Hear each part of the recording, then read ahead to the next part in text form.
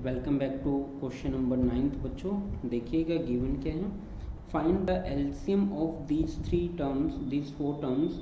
We have to find LCM of 1/3, 5/6, 2/9, 4/27।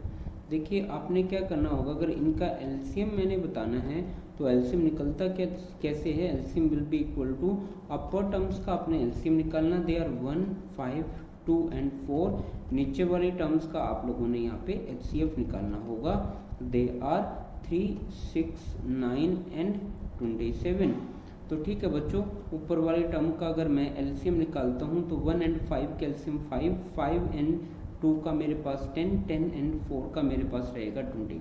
तो ऊपर LCM आया 20। यहाँ पे जो कॉमन है, कॉमन जो है यहाँ पे सिर्फ 3 है, डिवाइड बाई थर्ड। तो आपका एलसीएम रहने वाला है 20 divide by third, option number C.